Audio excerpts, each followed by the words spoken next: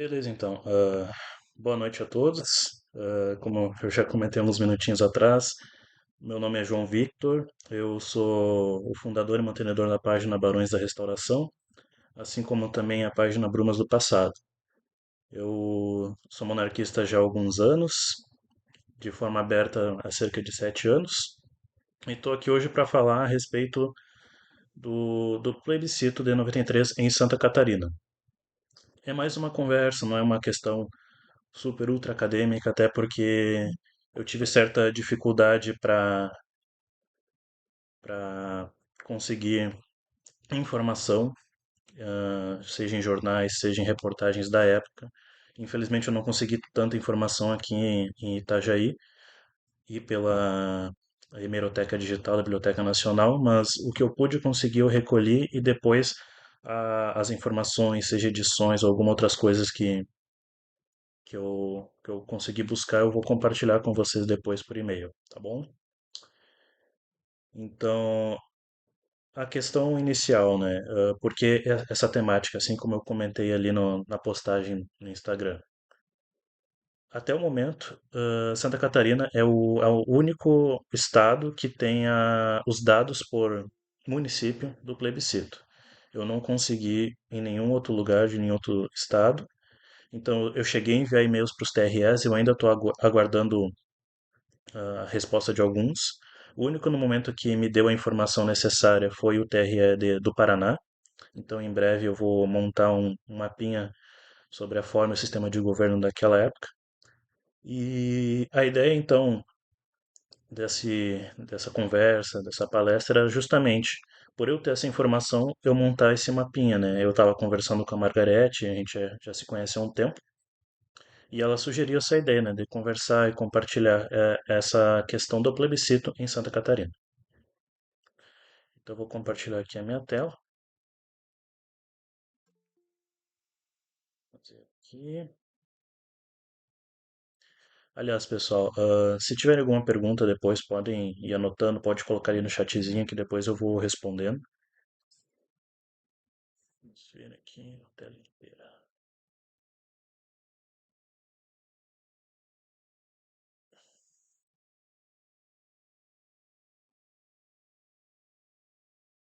Deixa eu botar aqui.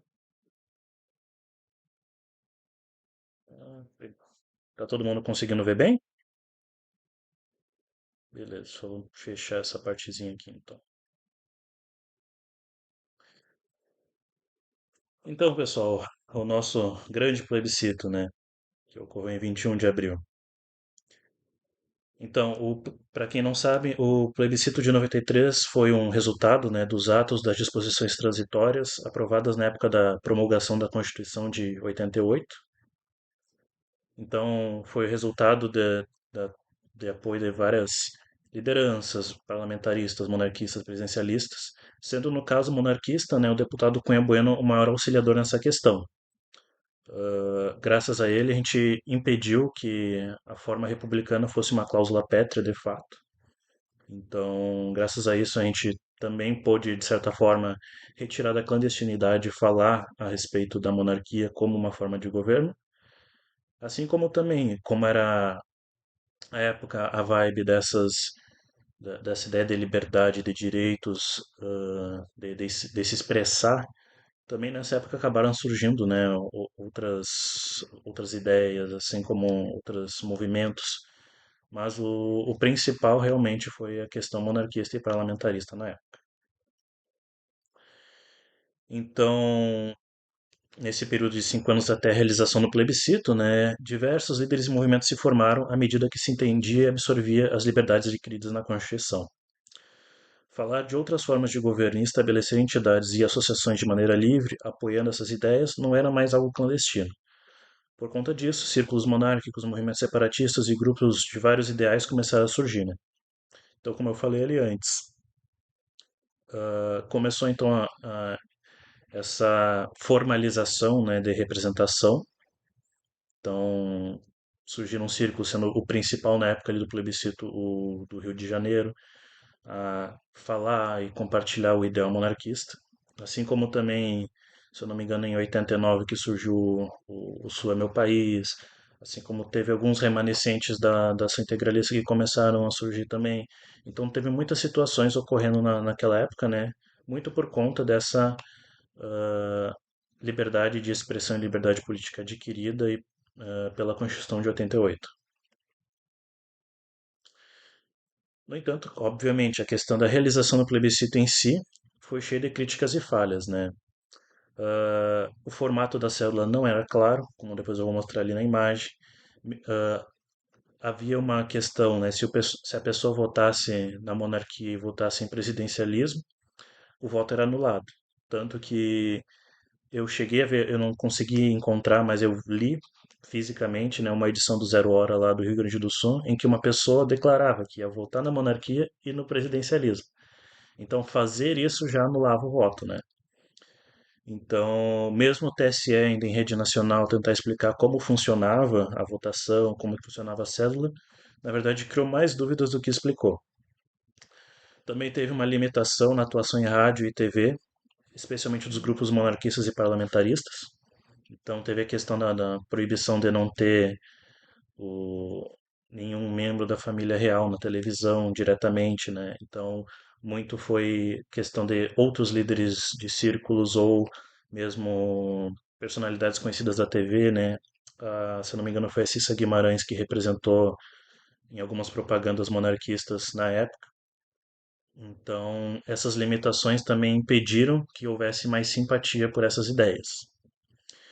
E além disso, a própria data para a votação foi modificada de última hora, né? Em 88 foi aprovado para ser em 7 de setembro, que era o dia da independência, mas foi alterada para 21 de abril. Então, esse aqui é um print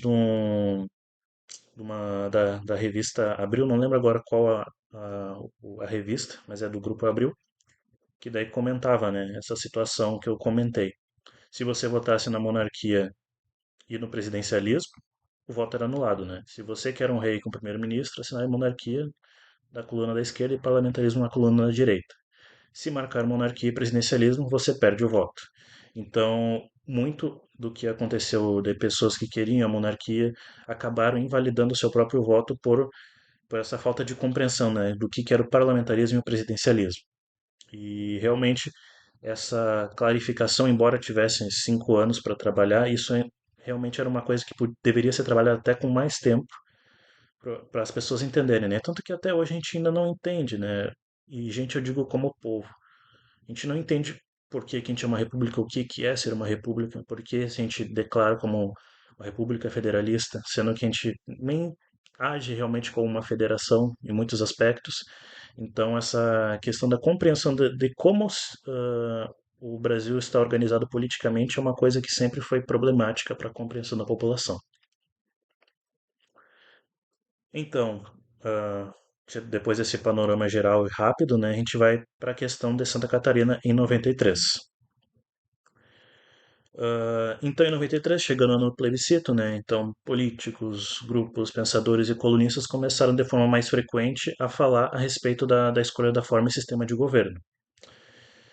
O debate sobre a mudança do sistema presidencialista para um parlamentar era bem mais claro do que a busca pela mudança pela monarquia. Todavia, em vários municípios e regiões, em especial as mesmas regiões Norte, Vale do Itajaí e Nordeste, foram as que proporcionalmente tiveram maior relevância no apoio à monarquia e ou ao parlamentarismo.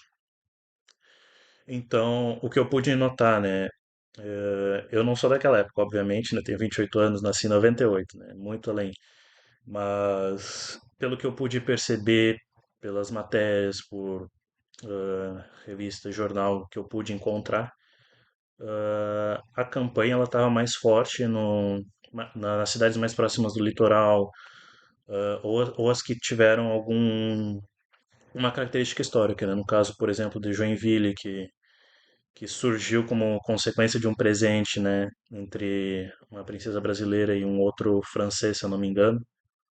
Então, esse peso mais histórico também naquela região ali, como vocês vão ver depois nos resultados, impactou bastante.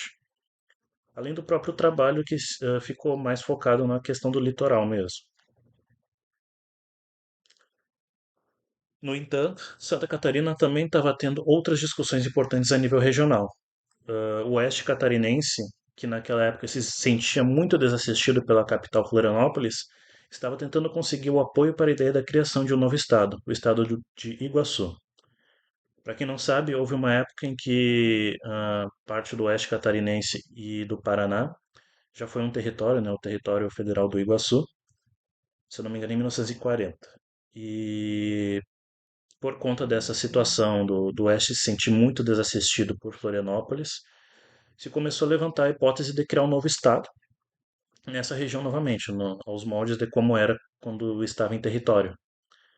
Então chegou a se ter algum apoio dos parlamentares, né, da Assembleia Estadual. Se eu não me engano, chegou a ter 90, só que ainda era minoria. Se eu não me engano, a diferença ficou 90 a cento e pouco, se eu não me engano. Mas esse peso, né, para resolver, para conseguir ter assistência, para se sentirem realmente incluídos no estado de Santa Catarina, assim como também o pessoal no Paraná com a sua situação. Isso foi um peso importante na discussão em 88 e isso gerou depois um artigo nos atos de disposições transitórias do Estado.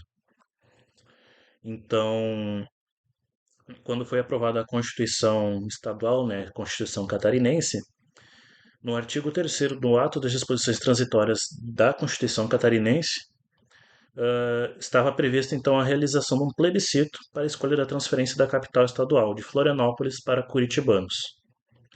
Então, essa ideia de tentar resolver esse problema já, né, da mesma forma como aconteceu com Brasília, né? O pessoal falava eh, que havia muito essa questão de tudo focar no Rio de Janeiro, então deixar um pouco mais interiorando a coisa, e aí então veio a construção de Brasília. Essa ideia aconteceu também com Santa Catarina. Então, de transferir de Florianópolis para Curitibanos, né? Então, ficando mais centralizado, para que também, de certa forma, pudesse incluir todas as regiões numa mesma distância, organização administrativa, quem sabe. Mas no fim, como a gente já sabe, ou para quem não sabe, essa consulta nunca aconteceu. Era para acontecer no mesmo dia do plebiscito da forma e sistema de governo, mas essa consulta nunca ocorreu. Aqui é o trecho do artigo, né, que fala, né? Artigo 3º. Os eleitores catarinenses deliberarão na consulta plebiscitária a ser realizada em 7 de setembro de 93 sobre a transferência da capital do estado para o Planalto Serrano no município de Curitibanos. Parágrafo único. Lei complementar estabelecerá as normas reguladoras desse artigo. Então, além da situação, da própria discussão sobre a forma e sistema de governo a nível nacional, ainda tinha essa questão estadual para ser resolvida. E além disso, a questão do Sul é meu país, esse movimento separatista que já existe, provavelmente é um dos mais antigos no país, começou a aproveitar essa época de debates, de novas ideias, né, de reorganização política. Então, eu até coloquei aqui um trecho de um jornal, Diário da Cidade, aqui de Itajaí. Esse é a edição 312 de 2 de abril de 93, né? Ele falando que a ideia do separatismo estava começando a crescer, e embora alguns ainda estivessem fazendo piada, era uma coisa que estava começando a ser levado muito a sério. Então, com toda essa época de mudanças, de reorganização, ideias como essa, de separação, começaram a se arraigar. E aí eu coloquei aqui o trechinho, né, dessa matéria. Cresce em Itajaí região a campanha separatista em favor da criação de um novo país, envolvendo os estados do Rio Grande do Sul, Santa Catarina e Paraná. Para aqueles que ainda veem a campanha com certa dose de ironia, é bom ficarem atentos, pois os separatistas estão levando a questão com seriedade e trabalhando pela causa que entendem justa, oportuna e necessária. Então, como vocês podem ver, essa foi uma época de florescer todo tipo de ideia de organização política, de reorganização, no caso, né? Então, se aproveitou muito disso nessa mistura infinita de ideias que também pode ter prejudicado a resposta do plebiscito posteriormente. Além disso, alguns ideais menores.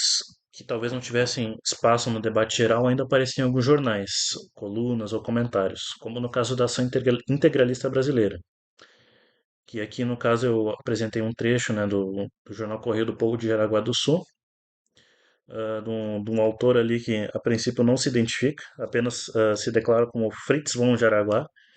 Então ele comentando a respeito da ação integralista na região, né? Esses remanescentes dessa organização, dessa ideia de país, ainda existiam e tentaram buscar um novo espaço, né, para poder espalhar o seu ideal. Então, a questão da campanha da conscientização, né, como é que ocorreu? Ah, especialmente no ano de 93, né, que a campanha começou a ser mais forte, e como eu já falei, especialmente nas regiões próximas ao litoral. Então, nos jornais, várias colunas defendendo sistemas de governo pipocavam, como podemos ver num trecho que eu mostrei aqui, né, dessa coluna aqui escrita por um professor de direito, o Paulo Cruz. Ele estava focando muito na questão do parlamentarismo, né, na República Parlamentarista, então achei várias colunas dele comentando e apoiando a respeito disso. E aqui eu quis colocar até um trecho eu até achei um pouco engraçado, né, uma coisa que talvez a gente não veria muito escrito hoje, dele falando a respeito das propagandas presidencialistas, né? Coloquei os primeiros dois trechinhos dele. A desculpa que mais ouvi durante os debates sobre o plebiscito foi a de que não adianta mudar o sistema se os homens continuarem os mesmos e por isso não iriam votar no parlamentarismo. É evidente que a propaganda presidencialista foi mais competente conseguindo fazer com que as pessoas acreditassem numa bobagem destas. Então, para vocês verem, ele era bem direto, assim como muitos ali, vocês vão ver, se vocês procurarem jornais da época, eram muito diretos nessa questão, era uma briga quase que sem regras, né? Tanto que até em algumas propagandas, alguns debates, até levantaram a hipótese de que a escravidão fosse retomada, se a monarquia fosse restaurada, né? Então, era quase que um vale-tudo nessa questão de quem ia ganhar na votação do plebiscito. Além disso, né, desses artigos, várias simulações de plebiscito foram realizadas em universidades e escolas, além da doação de cartilhas como forma de aprendizado cívico e, no caso das universidades, como forma de medir a temperatura de apoio entre os acadêmicos. Então, aqui é um trecho de jornal, acho que do Jaraguá do Sul, se eu não me engano. Então, fizeram os alunos de várias escolas, né, fazer essas simulações para aprender, já que era uma atividade rara de acontecer, né? O plebiscito, se eu não me engano, só aconteceu duas vezes a nível nacional até então. Então, foi uma forma de aprendizado cívico. E no caso das universidades, né, ver como é que estava a questão, a visão no nível acadêmico, né? Em alguns cursos ou universidades, o parlamentarismo estava com apoio alto, mas no geral quase sempre ganhava o presidencialismo. Não com uma grande margem. No que eu vi de um resultado na Univale, que é aqui de Itajaí, né? Universidade do Vale do Itajaí, ficou ali no páreo de 44 a 49, uma coisa assim. Então, 49 presidencialismo, 44 parlamentarismo. Então, nessa região aqui do litoral, mas especialmente da região do Vale do Itajaí para cima, né? Foi bem mais disputada essa visão do parlamentarismo e do presidencialismo. Então, dos resultados, como eu já falei, eu consegui essas informações das votações por município, que já é uma coisa difícil de conquistar, e montei um mapa, né? Eu utilizei um site chamado Data Wrapper.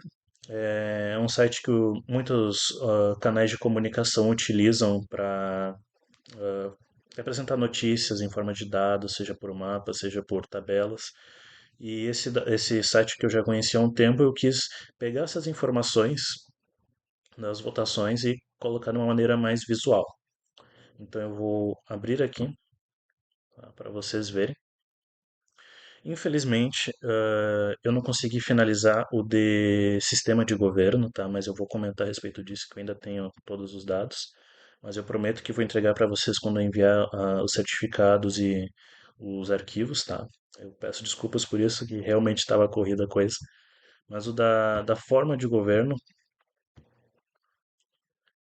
Está aqui, ó. Então, pessoal, aqui é o mapa de Santa Catarina. Eu vou mandar esse link para vocês depois. Esses espaços vazios aqui vocês podem ignorar, mas eram de cidades que ainda não haviam se emancipado, então não teria informações, obviamente. Mas como vocês podem ver, aquela questão da visão do oeste catarinense, vocês veem que aqui o foco aqui da cor está pela monarquia. Vocês veem que o foco do oeste aqui é muito menor se comparado com o litoral, especialmente uma região mais norte de Santa Catarina. No caso aqui, então, Rio Negrinho proporcionalmente foi a cidade mais monarquista no plebiscito. 23,93% da sua população, do seu eleitorado, perdão, votou a favor da monarquia, do eleitorado que compareceu. Se eu não me engano, em valores absolutos, Joinville foi a cidade com maior apoio. Então, 31.214 votos a favor da monarquia, que foi 19,3% do seu eleitorado. E a partir dessas informações aqui, o que a gente pode notar? A questão da abstenção, que foi altíssima, altíssima, altíssima, altíssima. Eu vi várias cidades em 29, 30, 35%.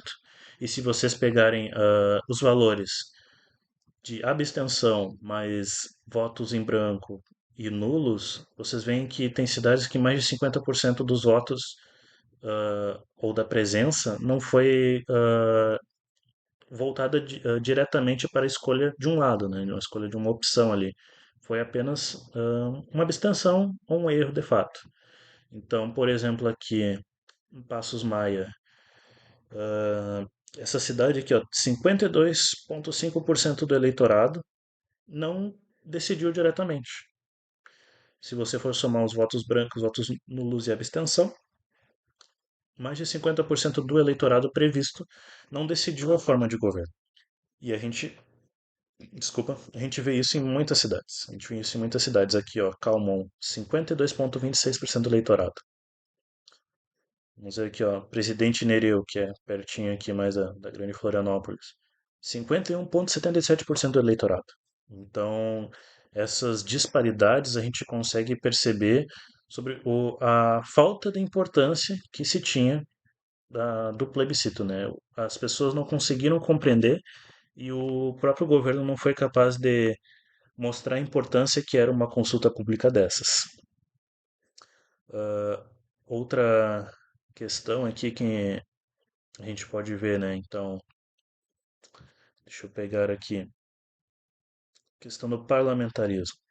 Vamos pegar, por exemplo, a cidade de Joinville. Deixa eu pegar a informação aqui. Quando se trata do parlamentarismo. Aqui é o dado que eu consegui do Tribunal Regional. Então, aqui vimos em Joinville 31 mil votos a favor da monarquia, certo?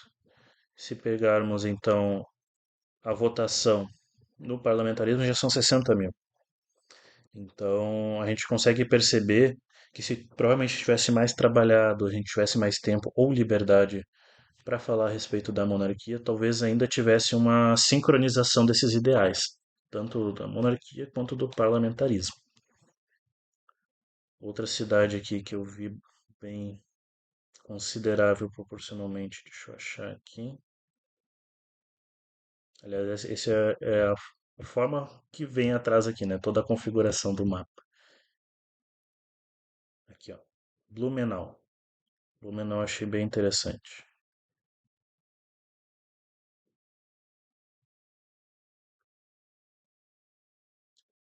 Blumenau.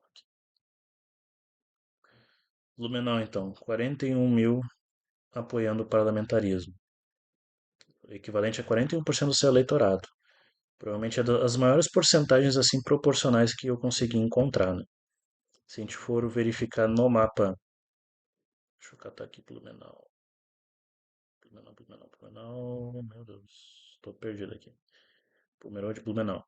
Aqui 20 mil votos a favor da monarquia Então a gente vê que tem uma- um pouco de sincronia, mas não teve o suficiente para que tanto os parlamentaristas apoiassem também a monarquia nessa questão, justamente por essa separação que acabou acontecendo, um pouco da propaganda incomodando nisso, né? Então, resumidamente, é isso, meus queridos, tá? A gente consegue ver então essa visão mais generalista, né, da votação do plebiscito. Se vocês tiverem alguma pergunta, é agora, né? Eu queria poder falar mais, mostrar mais reportagens, mas infelizmente eu não consegui. Eu preciso até me organizar melhor para visitar mais vezes Florianópolis e outras regiões aqui para eu conseguir esses dados, já que eu só vou ter dados de maneira física, né? Os jornais só vou ter de maneira física. Mas por isso também que eu falei que ia ser mais uma conversa e tal. Mas eu espero que o que eu tenho apresentado aqui também tenha colocado algum conhecimento para vocês, ou alguma curiosidade desse momento tão importante que foi na história do país e também de Santa Catarina, né? Com todo esse borbulho ocorrendo aí. Se alguém tiver alguma pergunta, pode João, aqui é fazer. o Antônio. Eu tenho uma dúvida. Essa Diga. tua pesquisa você está fazendo alguma pesquisa acadêmica? A sua intenção é publicar algum livro? Assim, qual é o resultado? Digamos, qual é a origem da tua pesquisa? Em parte era só bastante à vontade, assim, no início, né, de saber essa informação, né? Eu já participei de algumas campanhas políticas e desde essas épocas que eu participava, eu percebia certas discrepâncias entre a capital e o interior. Então, eu queria ver como é que foi nisso, no aspecto do plebiscito, nessas diferenciações, porque às vezes uma visão só do Estado geralzona não representa exatamente o que foi, o que aconteceu em cada região. Mas sim, com certeza eu vou transformar depois isso em provavelmente um artigo científico, talvez até um livro. Eu estou cursando ciência política e história no momento, então isso certamente vai virar tema de artigo científico, tema de livro, até porque também é, é, é uma iniciativa que eu não encontrei em outro lugar alguém fazendo, e também uma informação que não é muito fácil de encontrar. Sim. Você está cursando história agora? Ciência política e história, os dois ao mesmo tempo, Sim, sim. Perfeito. certo? Alguém tem alguma Não, dúvida? bacana. Alguém tem alguma dúvida, alguma questão? Pode falar, Diogo. Boa noite, pessoal. Boa noite a todos os presentes aqui, meu amigo Antônio, a dona Margarete aqui também, nossa conterrânea aqui da capital. Gostei muito da tua apresentação, tá? Eu gosto muito desses gráficos, painéis, isso aí dá uma boa engajada no pessoal aí para se atentar a essas questões. Eu achei até bastante técnica a apresentação, isso pode vir muito bem a calhar aí no futuro. Claro, são 30 e poucos anos que se passaram desde então, mas devemos lembrar que são os pais da gente que votaram, né? Eu tinha o quê? 12 anos na época. Era vote no rei, era um discurso que, para uma sociedade muito doutrinada pelo igualitarismo, né? Não caía bem nem a questão do parlamentarismo. Imagina só, eu lembro que a propaganda do presidencialismo era quero votar para presidente. Eu lembro muito bem disso. Até porque ficava aquela coisa do discurso, do parlamentarismo, algo totalmente para mim, na época, e acho que até hoje eu acharia meio sem sentido, evitando falar os termos corretos. Vamos dizer assim, hoje, tá, com todas essas confusões aí na nossa política e também no movimento monárquico, que sofreu aí um adormecimento desde o 8 de janeiro, e agora os boatos aí, boato não, né, que agora parece fato consumado aí do casamento de Dom Rafael, tal, isso aí está gerando um sério impasse, né? Eu não me declaro mais monarquista, eu sou aristocracista, tá? Eu defendo assim, temos que formar uma elite, seja reformando as oligarquias e trazendo elas para novamente, vamos dizer assim, cultuar os princípios que regem uma civilização de verdade. Aqueles que não se adequarem, temos que passar dos anos, conforme vamos ganhando força, tentar deixá-los de fora, enfim, mas isso aí também já seria muita pretensão, mas é o caminho, porque a nossa sociedade, ela está muito doutrinada pelo igualitarismo, somos todos iguais, não sei o quê, entendeu? Um bando de vagabundo, um bando de preguiçosos, querendo levar méritos daqueles que realmente levam o país nas costas, né? Isso em todas as esferas, não apenas no país, mas você vê isso no ambiente de trabalho, entendeu? Nas ações sociais, de voluntários, você vê muito disso. As pessoas não têm esse princípio patriarcalista, entendeu? Dos valores, do que rege a civilização. E isso a gente precisa restaurar. E esse é o caminho. Monarquia, eu digo assim, nada contra o pessoal que é militante e tal, eu já fui um deles, já estive em várias manifestações, né? A Margarete lembra muito bem, né? O Antônio também participou também dessa época, mas o nosso caminho hoje em dia, até porque estamos vivendo aí um cerceamento cada vez mais grave das nossas liberdades. Daqui a pouco, acho que nem liberdade de pensamento vamos ter mais, tá? Porque é tanta coisa ali, tanta dissonância cognitiva, não apenas no discurso absurdo que a gente ouve aí na mídia e em outros influencers, mas também subliminarmente, tá? Subliminarmente. A pandemia mesmo já foi o primeiro teste, e entre outros aí que estão surgindo, a cultura mesmo está degradando. Mas, mais uma vez aqui, parabenizar a apresentação, foi bem breve, é uma oportunidade também para juntarmos os monarquistas virtualmente, mas aqui na capital, nós, nos últimos 2 anos, estamos aí caminhando para restaurar o nosso movimento presencial, tá? E antes de tudo, nem tudo é só trabalho, a gente precisa congregar também, conversar, jogar uma conversa fora, contar umas piadas, né? Beber um pouquinho, mas só um pouco, sem se embebedar, eu nunca gostei de álcool, enfim. Então, meu nobre João Vitor está convidado aí para, quando vier aqui para a capital, nos avisar, e marcamos aí um encontro, né, uma pizzaria. Aqui temos os nossos padrinhos do movimento, né, os anciãos. No caso, temos ainda o Jairo, né, que infelizmente não está aqui, não sei por que não apareceu. Temos a dona Margarete também, o Gilberto Calado, agora o Peter Feist, né, umas personalidades muito interessantes aí, que aparentemente estão unidas. Eu, quando entrei no movimento lá em 2015, eu notava uma certa divisão, assim, sabe? Eu acabava indo para um lado, para o outro, mas nós temos que nos unirmos. Apesar das diferenças, temos que estar juntos aqui em cada dessas atividades, seja virtual ou presencialmente mesmo. Então, é isso. Valeu aí. Certo, obrigado, Diogo. Eu já sou um cara mais diplomático, né? Eu entendo a posição que você apresentou, mas eu como monarquista, né, eu tenho minha posição política própria e eu não compartilho ela assim como se fosse, ser monarquista é isso, né? Então, eu conheço gente de esquerda que pelo menos simpatiza com a ideia, que que até considera, tenho ciência, tenho consciência de até artistas que eles preferem não falar, ocultar essa informação, mas que apoiariam a monarquia numa votação posterior. Então eu pego o aspecto mais diplomático da coisa, né? Tentar, de certa forma, até ser bíblico, né? Se depender de nós, que tenhamos paz com todos os homens, né? É isso que eu tento fazer. Certamente tem coisas que são inegociáveis para mim, mas eu tento pegar o caminho mais diplomático sempre, né? Mas obrigado pela sua voz, seu apoio e certamente a gente vai ter muito o que conversar ainda. E mais uma vez obrigado pelo convite. Pode falar, Margarete. Oi, boa noite a todos.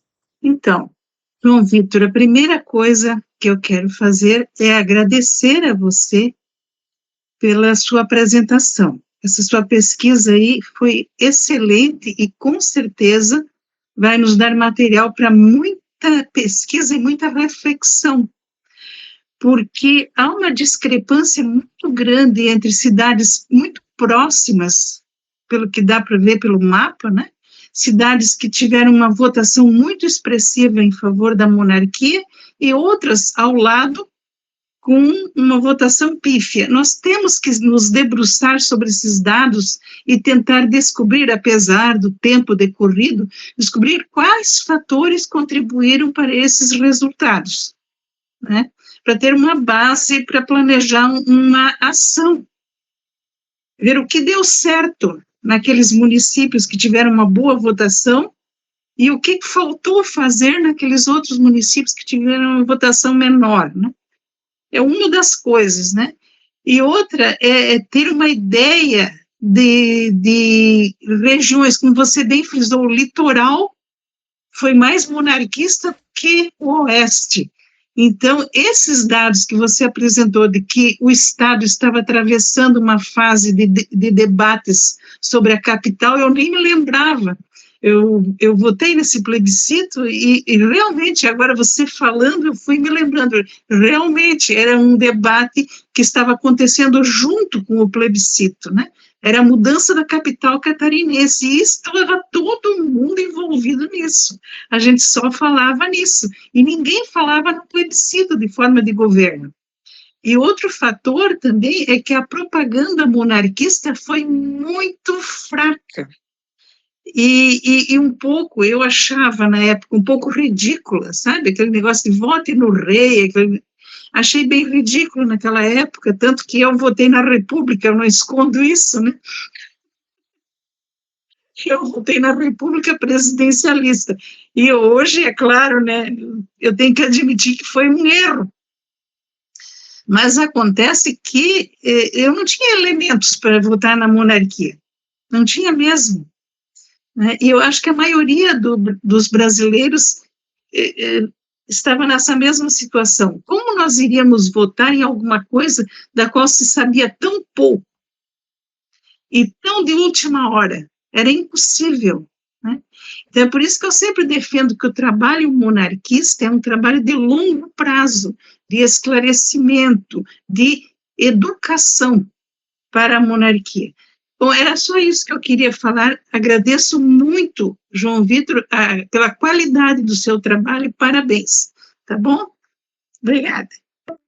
Eu que agradeço, dona Margarete, porque a senhora foi quem incentivou a fazer isso, né? Por mais que eu não conseguisse ter tanto material para poder apresentar, era importante ter essa conversa, essa visão, saber que essa informação existe e pode ser analisada posteriormente, né? Então, é importante também o seu relato por a senhora ter vivido aquela época, né? Isso é uma coisa que eu sempre gosto muito quando a senhora comenta a respeito de como é que foi, qual que era a sensação, o sentimento disso, né? Mas, mais uma vez, obrigado por estar presente e por estar incentivando. Pode falar, Antônio. João, não só eu não falei um pouco de mim aqui, eu faço parte de alguns grupos aqui na Grande Florianópolis. Um deles é o Círculo Monárquico do Nossa Senhora do Desterro, do Dr. Gilberto Calado. E até a minha sugestão para a tua pesquisa, talvez até você já tenha feito isso, é você fazer entrevistas, registrar o testemunho desses veteranos do movimento monarquista que atuaram na campanha de 93, né? Inclusive o Dr. Gilberto Calado, até numa das reuniões recentes que tivemos com ele contou algumas coisas, né, como é que foi a campanha do plebiscito, a arrecadação de fundos. Então ele foi uma pessoa que foi uma grande liderança aqui no estado. Então não sei se você já fez contato com ele, já o entrevistou, mas é bacana porque você, né, no período em que nós estamos, ainda tem fontes primárias testemunhais, né, tem testemunhos de pessoas vivas ainda. Então seria uma sugestão, né, não sei se você já fez isso. Eu acho que o Jairo, né, o doutor Jairo também, né, que também é uma liderança dessa época. Então aí dá pessoas vivas, né, dessa época que eu acho que seria interessante. E outra coisa, João, eu até já aproveito para lhe convidar, né, nós estamos organizando um evento em homenagem aos 180 anos da Princesa Isabel, né, que ela completa esse ano 180 anos de nascimento, e nós estamos organizando um evento na Assembleia Legislativa de Santa Catarina, um evento para marcar essa data. Então, esse evento será no dia 30 desse mês. Depois eu lhe mando o convite oficial, eu posso entrar em contato contigo naquele WhatsApp ali, né? Aí depois eu lhe mando o convite oficial, né? Ainda não conhecia a sua página, o seu trabalho na internet. É o meu primeiro contato com o teu trabalho é nessa palestra de agora, que também eu te parabenizo, né, pela tua objetividade, pela qualidade dos dados que você recolheu, realmente, imagina a quantidade de horas, né, que você deve ter empreendido nisso, né, não é fácil. Mas aí, João, fica o convite, né, depois eu te mando as informações, né, esses eventos, esse resgate histórico é sempre importante. E também já deixo aqui o convite aos demais, né, para você passar também repassar esse convite aos demais membros aqui dessa live, demais pessoas que você conheça, né, para nos ajudar a divulgar esse evento, né? Porque o nosso intuito é a divulgação histórica, a divulgação da história do Brasil. Independente do posicionamento político, de opiniões pessoais, né, a gente valorizar essas figuras históricas é fundamental. Dentre elas, a Princesa Isabel, né, que tem uma participação histórica importantíssima. E nesse evento, né, haverá também o lançamento de um livro inédito, né, realmente é lançamento mesmo de um historiador importante aqui da Grande Florianópolis, né, que ele pesquisa a questão da relação da família imperial com Santa Catarina, a questão da escravidão, então até não vou dar muitas informações, mas haverá um lançamento de uma obra histórica, né, aqui da nossa região, que tem, claro, vinculada, né, a essa questão da escravidão, né, então iremos falar da Princesa Isabel, então vai ser um evento bem bacana. Então já deixo aqui o convite para todos, em especial para você, João. Parabéns aí pela tua pesquisa. Obrigado pelo convite. É bom saber, eu vou compartilhar lá também no Instagram do Barões, com certeza, para que alcance o máximo que der, né?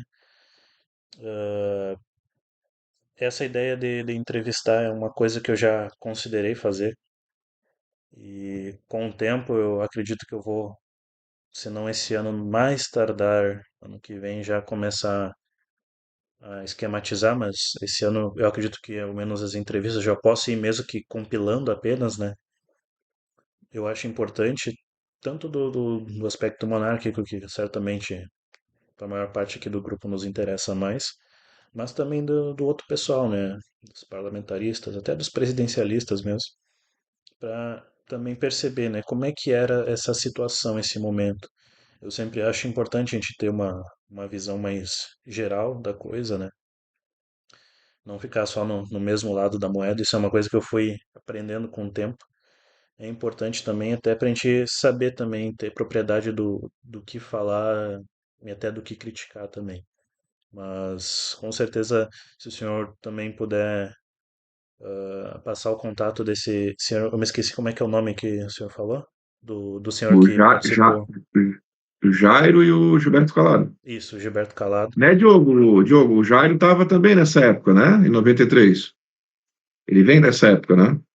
Sim, o que se conta é que o Jairo ele realizava debates com políticos.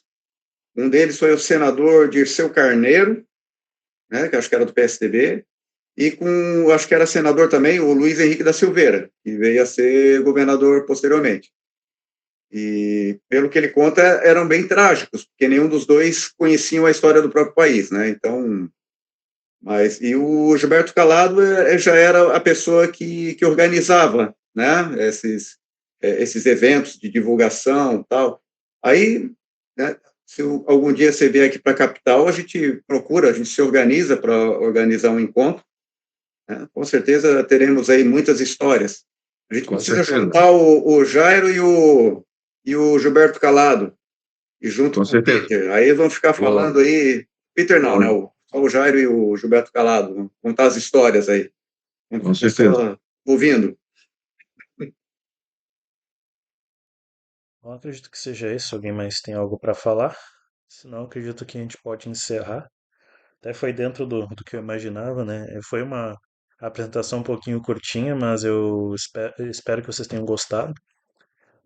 Eu vou encaminhar para todos vocês tanto o link do mapa quanto os arquivos que eu consegui usar para essa apresentação ou que me baseei. Infelizmente eu não consegui ter mais, né?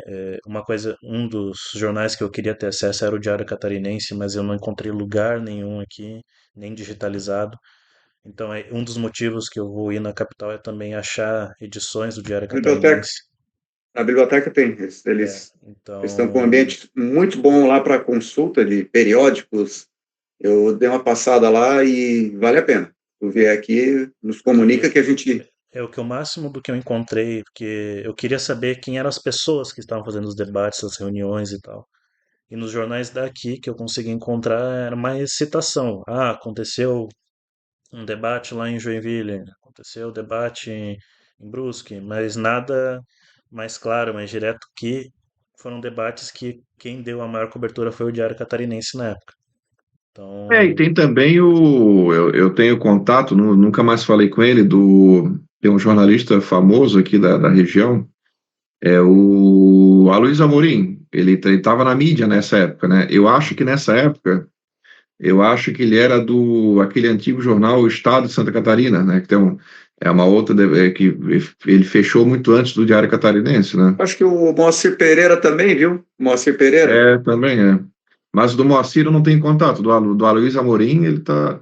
Não sei como é que tá a saúde dele hoje em dia, né? Nunca mais falei com ele, mas é outra pessoa que viveu de perto essa época, né? E estava na mídia, né? Tava né? Ele é um jornalista bem conhecido aqui da região. show de bola. Então, com certeza, Ele, vamos Ô, dar um João, daí jeito quando de. você vier para cá, nos avise, né, que realmente né, o Diogo também, eu, né, a gente tem procurado esses contatos, né, e quem sabe a gente conta contigo na divulgação desse evento e, né, imagina, espero que, né, você um dia publique esse livro, né, ou a gente pode ver, né, organizar alguns eventos, palestras aí no futuro, né, a gente tá em busca dessas parcerias, assim, né, de pessoas como você que pesquisam, que fazem esse resgate histórico. Acho isso bem importante. Não, com certeza. Eu tô com outro livro quase pronto, que eu ainda tô dando uma expandida, que ano passado eu fiz os 200 anos do Tratado de Independência, né? Aí tava eu e mais um amigo meu lá do Rio Grande do Sul que faz direito, criando comentáriozinhos em cima de cada artigo. Daí eu tô terminando de fazer umas expansões.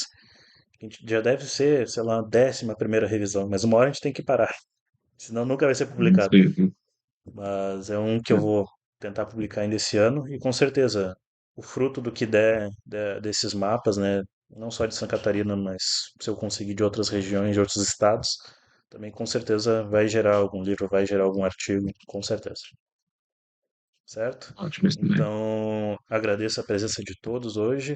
Agradeço por estarem se incomodando em assistir isso num feriado. Mas muito obrigado. Eu me sinto honrado pela presença de vocês. E espero que a gente se encontre mais vezes em outros temas, outras palestras. Boa noite a todos, então. Parabéns, João. Tava eu, a Mônica e a Carla aqui assistindo, tá? Aqui de Ah, Itajaí também. Um abraço pra ti. abraço, Rony. Um abraço. Valeu. Eita.